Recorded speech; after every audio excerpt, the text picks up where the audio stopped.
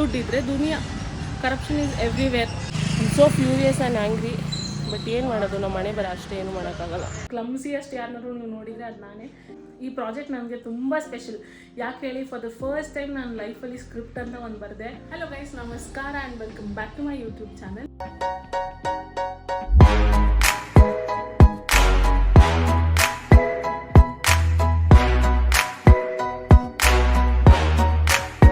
ಇವತ್ತು on Thursday evening ನಾನು ಬ್ಲಾಗ್ನ ಸ್ಟಾರ್ಟ್ ಮಾಡ್ತಾ ಇದ್ದೀನಿ.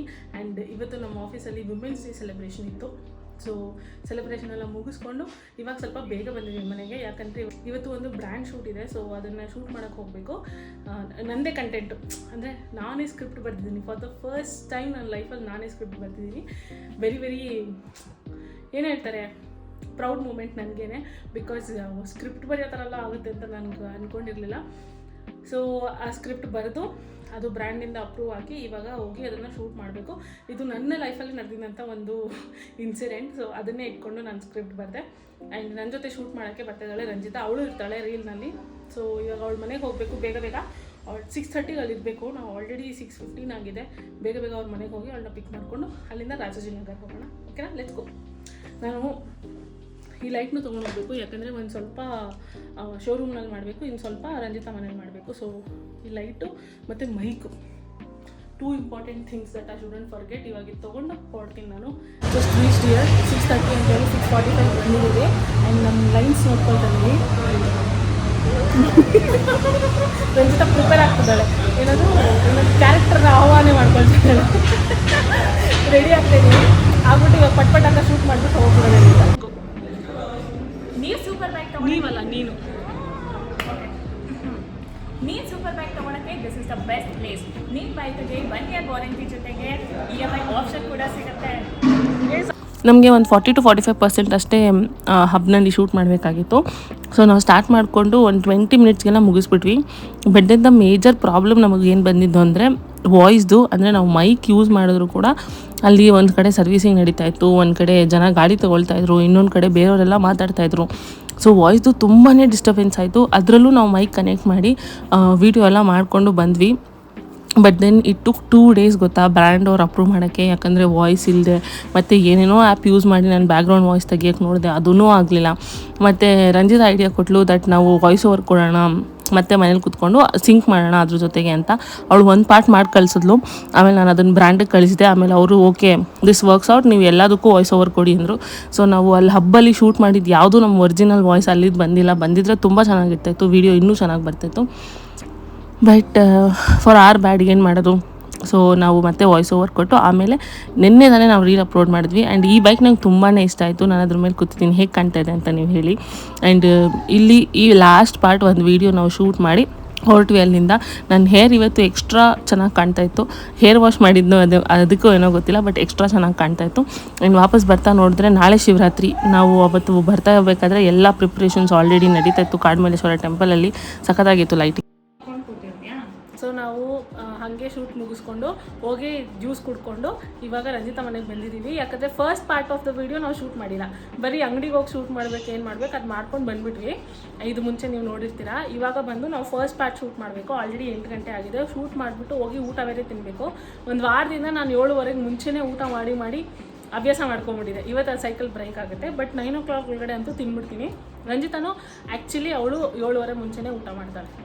ಹೆಂಗಿತ್ತು ಶೂಟ್ ಮಾಡಿದ್ವಿ ಇವತ್ತು? ಓ ಮಸ್ತ್ ಇತ್ತು. ನೀವೆಲ್ಲ ನೋಡಲೇಬೇಕು. ಆ್ಯಂಡ್ ನೋಡಿ ಎಂಜಾಯ್ ಮಾಡಿ. ಲಿಟ್ರಲಿ ನಮ್ಮ ಪ್ರಪಂಚ ಆಯ್ತಾ ಅಲ್ಲ, ಅಷ್ಟೊಂದು ಚೆನ್ನಾಗಿದ್ರು. ಯಾರ್ಯಾರೋ ಓಡಾಡ್ತಾಯಿದ್ರು, ಏನೇನೋ ಸೌಂಡ್ ಬರ್ತಾಯಿತ್ತು. ಬಟ್ ಸ್ಟಿಲ್ ನಾವು ಒಂಥರ ಏನಾರು ಮಾಡ್ಕೊಂಡು ನಮಗಂತೂ ನಾವು ಕೇರೆ ಮಾಡಲ್ಲ ಅಂತ ನಮ್ಮ ಪಾಟ್ ನಾವು ಶೂಟ್ ಮಾಡಿದ್ವಿ. Thank you sir, bye sir ಅಂತ ಬಂದ್ಬಿಟ್ವಿ ಅಷ್ಟೇ. ಆ್ಯಂಡ್ ನಾಳೆ ವುಮೆನ್ಸ್ ಡೇ. ನೀವು ಈ ವ್ಲಾಗ್ ನೋಡೋಷ್ಟು ವುಮೆನ್ಸ್ ಡೇ ಆಗೋಗಿರುತ್ತೆ. I am very sorry. But ನೀವು ನೋಡ್ತಾ ಇರೋರೆಲ್ಲರಿಗೂ very happy women's day. You are the greatest, strongest, fittest, everything est. And ಇವತ್ತು ನಮ್ಮ ಆಫೀಸಲ್ಲಿ ಕಾರ್ಡ್ಸ್ ಎಲ್ಲ ತರಿಸಿದ್ರು ವುಮೆನ್ಸ್ಗೆ. ಹೇಳ್ತೀನಿ ವುಮೆನ್ಸ್ಗೆ ನಾವು ಏನಾದರೂ ಗ್ರೀಟಿಂಗ್ ಥರ ಒಂದು ಒಳ್ಳೆ ಮಾತು ಹೇಳಿ ವಿಶಸ್ ಮಾಡ್ಬೋದು ಅಂತ. ಸೊ ನಾನು ಒಂದು ಗ್ರೀಟಿಂಗ್ ಕಾರ್ಡ್ ನೋಡಿದೆ, ವಿಚ್ ಐ ಥಾಟ್ ನೋಡಿದ ತಕ್ಷಣ ಇದು ರಂಜಿತಾ ಅನ್ನಿಸ್ತು ನನಗೆ. ಸೊ ಆ ಗ್ರೀಟಿಂಗ್ ಕಾರ್ಡ್ ತಂದು ನಾನು ಅವಳಿಗೆ ಒಂದು ಮೆಸೇಜ್ ಬರೆದು ಕೊಟ್ಟಿದ್ದೀನಿ. ಇವಾಗ ನಮ್ಮ ಮುಂದೆ ಅನ್ಲಾಕ್ ಮಾಡ್ತಾಳೆ. ಆಲ್ರೆಡಿ ಒಂದ್ಸಲ ಅನ್ಲಾಕ್ ಮಾಡಿದ್ಲು. ಬಟ್ ನನಗೆ ಎಷ್ಟು ಮನ ತುಂಬಿ ಅಳು ಬರ್ತಾ ಇದೆ ಅಂದರೆ ಆನಂದ ಬಾಷ್ಪ. ವುಮೆನ್ಸ್ ಡೇಗೆ ಬಿಂದು ಅವಳು ಕೈಯಾರೆ ನನಗೆ ಬರೆದ್ಬಿಟ್ಟು ಬೇರೆ ತೊಗೊಬಂದು ಕೊಡ್ತಾಳೆ. ಎಷ್ಟು ಕ್ಯೂಟ್ ಆಗಿದೆ. ಯು ಆರ್ ಮೈ ಯೂನಿಕಾರ್ನ್ ಅಂತ ಏನಿದೆ ಅಂತ ಓದ್ತೀನಿ. You are one in the rarest. You know why? You are just way you are. You do what you like, you talk what you want. That's your top quality, so you are my unicorn. Happy women's day. Thank you, Bindu. Happy Women's Day. Love you. ನನ್ನ hand writing ಅಂತೂ ಕೆಟ್ಟದಾಗಿರುತ್ತೆ. ರಂಜಿತಾ ನನ್ನ school friend actually ಗೊತ್ತಾ, hand ರೈಟಿಂಗೇ ಮರ್ತೋಗಿದ್ದೀನಿ ನಾನು. ನಾನು first ಓದ್ತಿರುವಾಗ ಬಿಂದು hand writing ಅಂತ ಅನ್ಕೊಳ್ತಿದ್ದೆ. ಅವಾಗಲೂ ಕೆಟ್ಟದಾಗಿತ್ತು, ಇವಾಗಲೂ ಕೆಟ್ಟದಾಗಿದೆ. ಕನ್ಸಿಸ್ಟೆನ್ಸಿ ಗೈಸ್, ಉದ್ದಾರ ಆಗ್ಬಾರ್ದು ಜೀವನದಲ್ಲಿ. ಬಟ್ ವಾಟ್ ಎವರ್ ಬರೆಯೋದೇ ಮರ್ತೋಗಿರ್ತೀವಿ ನಾವು ಇವಾಗ. ಹೌದು, ಇನ್ನೇ ಹಿಡ್ದಿಲ್ಲ. ರಂಜಿತಾ ವಾಸ್ ದ ಟಾಪರ್ ಆಯ್ತಾ. ಅವಳು ಫಸ್ಟ್ ಬಂದ್ರೇನೆ ಸರಿ ಸ್ಕೂಲಲ್ಲಿ, ಸೆಕೆಂಡ್ ಎಲ್ಲ ಬಂದರೆ ಹತ್ಕೊಂಡು ಕುತ್ಕೊಂಡ್ಬಿಡೋಳು. ಹಂಗಿರುವಾಗ ಆ ಥರ ಹ್ಯಾಂಡ್ ರೈಟಿಂಗ್ ಮೇಂಟೈನ್ ಮಾಡ್ತಾರೆ. ನಾವೆಲ್ಲ ಜುಜ್ಬಿ, ನಾವು 30 ಮಾರ್ಕ್ಸ್ ಬಂದರೆ ಸಾಕು, ಪಾಸ್ ಆದರೆ ಸಾಕು ಅಂತ ಇದ್ದೆ. ಏನಿಲ್ಲ, ನನ್ನ ಹ್ಯಾಂಡ್ ರೈಟಿಂಗ್ ಏನು ಅಂತ ಚಂದ ಇಲ್ಲ, ಖರಾಬಾಗಿ ಇರುತ್ತೆ ಅನ್ಸುತ್ತೆ. ನಾನು ಬರದೇ ಇಲ್ಲ ಇವಾಗೆಲ್ಲ ಟೈಪ್ ಅಷ್ಟೇ. ಎಲೆಕ್ಟ್ರಾನಿಕ್ಸ್ ಬಂದು ನೆಕ್ಸ್ಟ್ ಟೈಮ್ ಬರೀಬೇಕು ಅನ್ಸಲ್ಲ, ನನಗೆ ಮರ್ತೋಗಿದೆ. ಸೊ ಇವಾಗ ನಾವು ಬೇಗ ಬೇಗ ಶೂಟ್ ಮಾಡಿ ಆಮೇಲೆ ಹೋಗಿ ಊಟ ತಿನ್ಬೇಕು. Okay, bye, see you. ಎಲ್ಲಿಗೆ ಹೋಗ್ತೀವಿ ನಾವು ಊಟ ಮಾಡೋಕ್ಕೆ? ವೆಜ್ಜಾ ನಾನ್ ವೆಜ್ಜಾ ನಿಮಗೆ? ನಾವು ಹೇಗೆ ರೀಲ್ನ ಸ್ಟಾರ್ಟ್ ಮಾಡ್ತೀವಿ ಆ್ಯಂಡ್ ಹ್ಯೂಮರಸ್ ಥಾಟ್ ಏನಿರ್ತೀವಿ and beginning of the reel ಎಲ್ಲ ಏನಿದೆ ಅದು ಮನೇಲಿ ಶೂಟ್ ಮಾಡಬೇಕಾಗಿತ್ತು, ಅದು ಕಂಪ್ಲೀಟ್ ಆಯಿತು. Okay guys, we have just got done with the shoot. Complete shoot ಮುಗೀತು ಆ್ಯಂಡ್ ಇವಾಗ ಟೈಮ್ ಆಗ್ತೈತೆ. ಫ್ಲ್ಯಾಶ್ ಲೈಟ್ ನೋಡಿ ಕಣ್ಣು ಚೆನ್ನಾಗಿ ಕಾಣ್ತಲ್ಲ. 8:40 ಆ್ಯಂಡ್ ಇವಾಗ ಹೋಗಿ ಏನಾದ್ರು ತಿನ್ನಕ್ಕೆ ಹೋಗಿ ಹುಡುಕ್ತೀವಿ. ಆ್ಯಂಡ್ ಈ ಪ್ರಾಜೆಕ್ಟ್ ನನಗೆ ತುಂಬ ಸ್ಪೆಷಲ್. ಯಾಕೆ ಹೇಳಿ, ಫಾರ್ ದ ಫಸ್ಟ್ ಟೈಮ್ ನಾನು ಲೈಫಲ್ಲಿ ಸ್ಕ್ರಿಪ್ಟ್ ಅಂತ ಒಂದು ಬರೆದೆ. ಆಲ್ ಐ ಡಿಡ್ ವಾಯ್ಸ್, ಒಂದಿನ ಹೇಳಿದ್ರು, ಒಂದಿನ ಮುಂಚೆನೇ ನಾಳೆನೇ ಸ್ಕ್ರಿಪ್ಟ್ ಕಳಿಸಿ ನಮ್ಗೆ ಅಪ್ರೂವ್ ಮಾಡೋಕ್ಕೆ ಈಸಿ ಆಗುತ್ತೆ ಅಂತ. ನಾನು ಬೆಳಗ್ಗೆಲ್ಲ ಏನೂ ಯೋಚನೆ ಮಾಡಲಿಲ್ಲ. ಆಫೀಸ್ಗೆ ಹೋದೆ, ನನ್ನ ಲ್ಯಾಪ್ಟಾಪ್ ತೆಗೆದೆ, script for so and so ಅಂತ ವರ್ಡಲ್ಲಿ ಬರೆದ್ಬಿಟ್ಟು ಅಲ್ಲೇ ಕೂತ್ಕೊಂಡು Anjaneya for the first time ಲೈಫಲ್ಲಿ ಸ್ಕ್ರಿಪ್ಟ್ ಬರಿತಿದ್ದೀನಿ, ಪ್ಲೀಸ್ ಎಲ್ಲ ಚೆನ್ನಾಗಿ ಹೋಗೋ ಥರ ನೋಡ್ಕೊ, ಸ್ಕ್ರಿಪ್ಟ್ ಅಪ್ರೂವ್ ಆಗೋ ಥರ ನೋಡ್ಕೊ ಅಂತ ಬೇಡ್ಕೊಂಡು ಐ ಸ್ಟಾರ್ಟೆಡ್ ರೈಟಿಂಗ್. ಆಮೇಲೆ ಬರ್ದು ಎಲ್ಲ ಆದಮೇಲೆ ಅವ್ರಿಗೆ ಕಳಿಸ್ದೆ ಬ್ರ್ಯಾಂಡ್ಗೆ. ಆ್ಯಂಡ್ ಅವ್ರು ಒಂದೇ ಏಟಿಗೆ ಅಪ್ರೂವ್ ಅಂತ ಕೊಟ್ಬಿಟ್ರು. ನಾನೇ ಶಾಕ್ ಆಗಿಬಿಟ್ಟೆ, ಇಷ್ಟು ಚೆನ್ನಾಗಿ ಅಪ್ರೂವ್ ಆಗೋಯ್ತಾ ಅಂತ. ಆ ಥರ ಅದಾದಮೇಲೆ ಇದು ನಾನು ತೊಗೊಂಡಿದ್ದು ಲಾಸ್ಟ್ ಟೈಮ್ ನೀವು ನೋಡಿದ್ದೀರ, ಕಮರ್ಷಿಯಲ್ ಸ್ಟ್ರೀಟ್ಗೆ ಹೋಗಿದ್ದಾಗ ಅಲ್ಲೇ ತೊಗೊಂಡಿದ್ದು. ನನಗೆ ಇತ್ತೀಚೆಗೆ ವೈಟ್ ಹಾಕಿದ್ರೆ ಏನೋ ಒಂಥರ ಚೆನ್ನಾಗಿ ಕಾಣುತ್ತೆ. ಪರ್ಸ್ನಲಿ ನಂಗೆ ಅನಿಸ್ತಾ ಇದೆ. ಮೊನ್ನೆ ಝೂಡಿಯೋಗೆ ಹೋದಾಗಲೂ ಒಂದು ಡ್ರೆಸ್ ಟ್ರೈ ಮಾಡಿದೆ ವೈಟಲ್ಲಿ, ಆ್ಯಂಡ್ ಅದಷ್ಟು ಚೆನ್ನಾಗಿ ಕಾಣ್ತಾಯಿತ್ತು. ಏನೋ ಗೊತ್ತಿಲ್ಲ, ಇತ್ತೀಚೆಗೆ ವೈಟ್ ಚೆನ್ನಾಗಿ ಕಾಣ್ತಾ ಇದೆ. ಬಟ್ ಹಾಕೊಳ್ಳೋದ್ರಲ್ಲಿ ತುಂಬಾ ಪ್ರಾಬ್ಲಮ್. ಯಾಕಂದರೆ ನಾನು ಜಗತ್ತಲ್ಲೇ ಕ್ಲಮ್ಸಿಯಸ್ಟ್ ಯಾರನ್ನಾರು ನೋಡಿದರೆ ಅದು ನಾನೇ. ಏನು ತಿಂದರು ಎಲ್ಲೋದ್ರು ಏನಾದರೂ ಒಂದು ಕರೆ ಮಾಡ್ಕೊಳ್ತಾನೆ ಇರ್ತೀನಿ. So it's not meant for me. But occasionally ಇವತ್ತು ಈ ಬ್ರ್ಯಾಂಡ್ ಶೂಟ್ ಮಾಡ್ತೀವಲ್ಲ, ಸೊ ಪ್ರೆಸೆಂಟಬಲಾಗಿ ಕಾಣಬೇಕು ಅಂತ ಇದು ಹಾಕ್ಕೊಂಡೆ. ಯಾವಾಗ ಹೋಗಿ ಬಿಡ್ತೀನೋ ಅನ್ನೋ ಕಾನ್ಷಿಯಸ್ ಅದೊಂದಿದೆ ನನಗೆ, ಏನಾದ್ರು ಬೀಳ್ಸ್ಕೊಂಡ್ಬಿಡ್ತೀನೇನೋ ಅದಕ್ಕೆ ಮುಂಚೆ ಅಂತ. ಸೊ ಅದಕ್ಕೆ ಮುಂಚೆ ಹೋಗಿ ತಿಂದ್ಬಿಟ್ಟು ಬೇಗ ಬೇಗ ಮನೆಗೆ ಹೋಗಿ ಸೆಟ್ಲ್ ಆಗೋಣ ಇವತ್ತು. ಈ ವ್ಲಾಗ್ ನಾಳೆಗೂ ಕಂಟಿನ್ಯೂ ಮಾಡ್ತೀನಿ, ಯಾಕಂದರೆ ಇಷ್ಟಲ್ಲೇ ನಾನು ಇಷ್ಟೇ ಫ್ಯೂ ಮಿನಿಟ್ಸ್ ಆಗಿರುತ್ತೆ ಅಷ್ಟೇ, ಇಷ್ಟು ಅಪ್ಲೋಡ್ ಮಾಡೋಕ್ಕಾಗಲ್ವಲ್ಲ. ಸೊ ನಾಳೆ ಮಹಾಶಿವರಾತ್ರಿ, ನಾಳೆ ನಿಮ್ಮನ್ನ ದೇವಸ್ಥಾನಕ್ಕೆ ಕರ್ಕೊಂಡು ಹೋಗ್ತೀನಿ, ಜಿಮ್ಗೆ ಕರ್ಕೊಂಡು ಹೋಗ್ತೀನಿ, ಎಲ್ಲ ಕಡೆ ಕರ್ಕೊಂಡು ಹೋಗಿ ನಾಳೆ ಈ ವ್ಲಾಗ್ನ ಎಂಡ್ ಮಾಡ್ತೀನಿ. ಇವಾಗ ಸದ್ಯಕ್ಕೆ ಹೋಗಿ ಊಟ ಹುಡ್ಕೋಣ. ನಾನು ಹೇಳ್ತೀನಿ ಎಲ್ಲೋಗೋಣ ಊಟಕ್ಕೆ ಹುಡ್ಕಕ್ಕೆ. ಫಸ್ಟ್ ಟೈಮ್ ಬಿಂದು ತಾನಾಗೆ ಸ್ಕ್ರಿಪ್ಟ್ ಬರೆದು, ಇನ್ಫ್ಯಾಕ್ಟ್ ಪಾಪ ಎಲ್ಲ ಹೆಂಗೆ ಮಾಡೋದು ಅಂತೆಲ್ಲ ಡೈರೆಕ್ಟ್ ಮಾಡಿ ಸ್ಕ್ರಿಪ್ಟ್ ಎಲ್ಲ ಮಾಡಿ ತುಂಬ ಕಷ್ಟ ಬೀಳ್ತಿದ್ದಾಳೆ. ಸೊ ಪ್ಲೀಸ್ ಫಾಲೋ ಮಾಡಿ ಆ್ಯಂಡ್ ಇನ್ನೂ ಬ್ಲೆಸ್ಸಿಂಗ್ಸ್ ಕೊಡಿ, ಇನ್ನೂ ಹೆಚ್ಚು ಸಿಗಲಿ ಅಂತ. Okay, thank you very much. ಇವಾಗ ಹೋಗೋಣ ಇಬ್ಬರು ಸೇರಿ ಊಟ ಹುಡ್ಕೋಣ. ಏನು ತಿನ್ನೋದಂತ ಗೊತ್ತಿಲ್ಲ, ಚೆನ್ನಾಗಿ ಭೋಜನ ಮಾಡಿ ಈ ಡೇನ ಹಂಗೆ ಸಂತೃಪ್ತಿ ಆಗೋಣ. ಪ್ರಾಪರ್ ಬಾಳೆಯಲ್ಲಿ ಊಟ ಮಾಡೋಕ್ಕೆ ನಾವು ಬಂದಿದ್ದೀವಿ ದೊಣ್ಣೆ ಬಿರಿಯಾನಿ ಮನೆಗೆ. ನೋಡಿ, ದೊಣ್ಣೆ ಬಿರಿಯಾನಿ ಅಂಗಡಿ ಅಂತ ಇದು. ಭೋಜನ ಇನ್ನು ಅಮೋಘ ಭೋಜನವಿದು, ವಿಚಿತ್ರ ಭಕ್ಷ್ಯಗಳಿದು. ಏನೇನು ಆರ್ಡರ್ ಮಾಡಿದ್ದೀವಿ ಹೇಳಿ. ಇದು ಬಂದು ಬಿರಿಯಾನಿ ರೈಸು, ಮಟನ್ ಚಾಪ್ಸಿ ಆ್ಯಂಡ್ ಇದು chicken lollipop. And for sure ವಂದನೆ ಇದನ್ನು ನೋಡಿದ್ಮೇಲೆ ಫುಲ್ ಫೀಲ್ ಹೊರಟೋಗ್ತಾರೆ. Obviously we both miss you. Time ಮಾಡ್ಕೊಂಡು ಹೋಗೋಣ. ನಿಜ, ಅವಳಂತೂ ನಮಗೆ ಟೈಮೇ ಕೊಡ್ತಾಯಿಲ್ಲ ಗೈಸ್. ಇವಾಗ ಪೆಟಿಷನ್ ಹಾಕಿ ಕಮೆಂಟ್ಸ್ನಲ್ಲಿ ವಂದನಾ, ಬಿಂದು ಮತ್ತು ರಂಜಿತನ ಬೇಗ ಮೀಟ್ ಮಾಡು ಅಂತ. ಅದಕ್ಕೆ ಹೊಟ್ಟೆ ಸಿಗ್ತಾಯಿದೆ ತುಂಬ. ಇಟ್ಸ್ ಡಿಗ್ಗಿನ್. ರಂಜಿತ ಊಟ ಬಂದಮೇಲೆ ಕೇರೇ ಮಾಡ, ಫಸ್ಟ್ ತಿಂದರೆ ಆಯಿತು, ಆಮೇಲೆ ನೋಡ್ಕೊಳ್ಳೋಣ ಅದಕ್ಕೆ ಅಷ್ಟೇ. ನೆಕ್ಸ್ಟ್ ಆಮೇಲೆ ಆ್ಯಸ್ ಆಲ್ವೇಸ್ ನಾನು ಚೀಚಿ ತಿಂದಮೇಲೆ ಐಸ್ ಕ್ರೀಮ್ ತಿನ್ನಲೇಬೇಕು, ಅದೇನೋ ಅಭ್ಯಾಸ ಆಗಿಬಿಟ್ಟಿದೆ, ಏನೋ ಒಂಥರ ಇನ್ಕಂಪ್ಲೀಟ್ ಅಂತ ಅನಿಸುತ್ತೆ. ಸೊ ನಾವು ನಮ್ಮ ಮನೆ ಹತ್ರನೇ ಇರುವಂಥ ಅರುಣ್ ಐಸ್ ಕ್ರೀಮ್ಸ್ಗೆ ಬಂದ್ವಿ ಐಸ್ ಕ್ರೀಮ್ ತಿನ್ನೋಣ ಅಂತ. ಇಲ್ಲಿ ನಾನು ಏನು ನೋಡಿದೆ ನೋಡಿ, fruit chill do you remember ನಾನು ಸ್ಕೂಲ್ ಡೇಸಲ್ಲಿ ಇದು ಎಷ್ಟೊಂದು ತಿಂತಾಯಿದ್ದೆ ಅಂದರೆ ಸ್ಕೂಲಿಂದ ಬರಬೇಕಾದ್ರೆ ಆ ಕಾರ್ಟಲ್ಲಿ ಹಾಕೊಂಡು ಬರೋರು ಅವಾಗ 5 ರೂಪಾಯಿ ಇತ್ತು. ಇವಾಗ ಎಷ್ಟಿದೆ ರೇಟ್ ನಾನು ಕೇಳಿಲ್ಲ, ಬಟ್ ನೋಡಿನೇ ನಂಗೆ ತುಂಬ ಎಕ್ಸೈಟ್ ಆಯಿತು. Hello guys, good morning. ಇವಾಗ ನಾನು ಬಂದಿದ್ದೀನಿ ಜಿಮ್ಗೆ. ಯಾವಾಗ ಟೈಮ್ ಆಗಲ್ಲ ಅನ್ಕೋತೀನಿ, ಆವಾಗಲೇ ಟೈಮ್ ಆಗುತ್ತೆ. ಆಲ್ರೆಡಿ 8 ಆಗೋಗಿದೆ, ಬೇಗ ಹೋಗೋಣ. ಇನ್ನು 3 ನಿಮಿಷ ಹೋದರೆ ನಾನು ಜಿಮ್ ಒಳಗಡೆ ಸೇರಿಸಲ್ಲ. ಹಾಯ್ ಗೈಸ್, ನಾನು ಇವಾಗ ಎಳ್ನೀರು ಕುಡಿತಾ ಇದ್ದೀನಿ. ನಾನು ಜಿಮ್ ಮುಗಿಸಿ ಬಂದು ಎಳ್ನೀರು ಕುಡಿತಾ ಇದ್ದೀನಿ ಅಂತ ಅಂದ್ಕೊಂಡ್ರೆ you are at the wrong. ಏನು ಗೊತ್ತಾ, ನಾನು ಎವ್ರಿ ಡೇ ಜಿಮ್ಮಿಗೆ ಬರಬೇಕಾದ್ರೆ ಜಿಮ್ಗೆ ಬಂದು ಶೂಸ್ ಹಾಕೋಬೇಕು, ಮನೆಯಿಂದ ಹಾಕೊಂಡು ಹೋಗೋಂಗಿಲ್ಲ. ಸೊ ಈ ಬ್ಯಾಗ್ ಏನು ಕಾಣ್ತಿದೆಯಲ್ಲ, ಸೊ ಈ ಬ್ಯಾಗಲ್ಲಿ ನಾನು ಶೂಸ್ನ ಇಟ್ಕೊಂಡು ಬರ್ತೀನಿ ಎವ್ರಿ ಡೇ. ಇವತ್ತು ನಾನು ಬ್ಯಾಗ್ ಎತ್ಕೊಂಡು ಬಂದೆ. ಜಿಮ್ಗೆ ಹೋಗಿ ಕೂತ್ಕೊಂಡು ಶೂ ಹಾಕೋಣ ಅಂತ ತೆಗೆದ್ರೆ ನೋಡಿ, ಯಾರಿಟ್ರು ಯಾವಾಗಿಟ್ರು ನನಗೆ ನಿಜವಾಗ್ಲೂ ಗೊತ್ತಿಲ್ಲ. ನಂಗೆ ಸಿಕ್ಕಾಪಟ್ಟೆ ಕೋಪ ಬರ್ತಾಯಿದೆ. ಯಾಕಂದರೆ ಈ ವಾರ ಫುಲ್ಲು ನಾನು ಮಿಸ್ ಮಾಡ್ದಿರ ಡೆಡಿಕೇಟೆಡಾಗಿ ಹೋಗಿದ್ದೀನಿ ಜಿಮ್ಗೆ. ಇವತ್ತು ಇದೊಂದು ಸಿಲ್ಲಿ ರೀಸನ್ಗೆ ನಾನು ಮಿಸ್ ಮಾಡಿದ್ದೀನಿ. So furious and angry. But ಏನು ಮಾಡೋದು, ನಮ್ಮ ಮನೆ ಬರೋ ಅಷ್ಟೇ, ಏನು ಮಾಡೋಕ್ಕಾಗಲ್ಲ. ಇನ್ನೊಂದೇನೆಂದರೆ ನಮ್ಮ ಜಿಮ್ಮಲ್ಲಿ ನಾವು ಹೋಗಿ ಅಟೆಂಡೆನ್ಸ್ ಹಾಕಿಲ್ಲ ಅಂತಂದರೆ ಲಾಸ್ಟ್ ಮಿನಿಟ್ ಕ್ಯಾನ್ಸಲ್ ಮಾಡಿದರೆ ಆ ಸ್ಲಾಟ್ನ ಯಾರು ಬುಕ್ ಮಾಡಿಲ್ಲ ಅಂತಂದರೆ ನಮ್ಮ ಅಟೆಂಡೆನ್ಸ್ನ 2 ದಿನ ಕಟ್ ಮಾಡ್ತಾರೆ. ಅಂದರೆ ನೆಕ್ಸ್ಟ್ 2 ಡೇಸ್ಗೆ ನಾನು ಜಿಮ್ಗೆ ಹೋಗೋಂಗಿಲ್ಲ.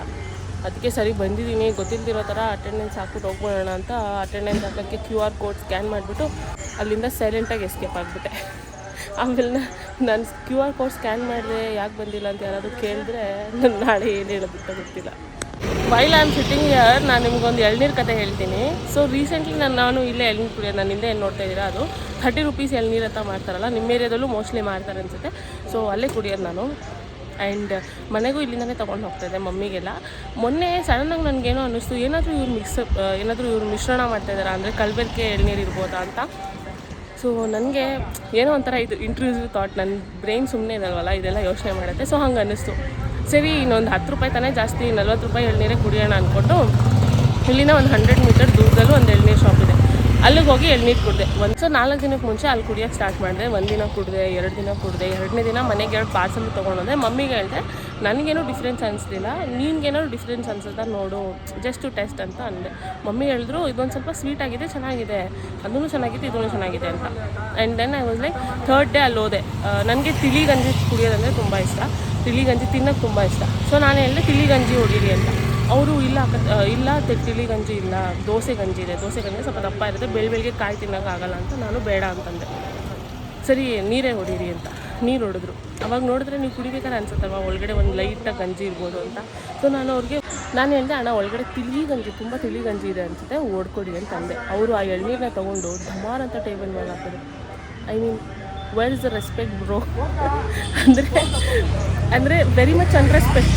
ಅದಕ್ಕೆ ಇವತ್ತು ಪರವಾಗಿಲ್ಲ, 30 ರೂಪಾಯಿ ಎಳ್ನೀರು ಜೊತೆಗೆ ರೆಸ್ಪೆಕ್ಟು ಸಿಗ್ತಾ ಇದೆ. ಇವಣ್ಣ ಎಷ್ಟು ಚೆನ್ನಾಗಿ, ಅಕ್ಕ ನೀರು ಬೇಕಾ, ಗಂಜಿ ಬೇಕಾ, ಅಕ್ಕ ಪಾರ್ಸಲ್ ತೊಗೊಳ್ಳಿ, ಆ ಥರ ಎಲ್ಲ ಚೆನ್ನಾಗಿ ಮಾತಾಡಿಸ್ತಾರೆ. ಸೊ ವಿತ್ ರೆಸ್ಪೆಕ್ಟ್ 30 ರೂಪೀಸ್ ಎಳ್ನೀರು ಈಸ್ ಆಲ್ಸೋ ಓಕೆ.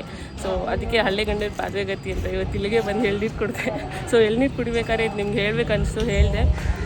ಇವತ್ತಿನ ಡೇ ಆಲ್ರೆಡಿ ತುಂಬ ಬ್ಯಾಡಾಗಿ ಸ್ಟಾರ್ಟ್ ಆಗಿದೆ guys, but still it's okay. ಇವತ್ತು ಮಹಾಶಿವರಾತ್ರಿ, ಅದ್ರ ಬದಲು ಬೇಗ ಮನೆಗೆ ಹೋಗಿ ಇವಾಗ ಸ್ನಾನ ಮಾಡಿ ದೇವಸ್ಥಾನಕ್ಕರ ಹೋಗೋಣ ಅಷ್ಟೇ, ಇನ್ನೇನು ಮಾಡೋಕ್ಕಾಗುತ್ತೆ. You just got ready and ಇವಾಗ ನಾನು ದೇವಸ್ಥಾನಕ್ಕೆ ಹೋಗ್ತೀನಿ.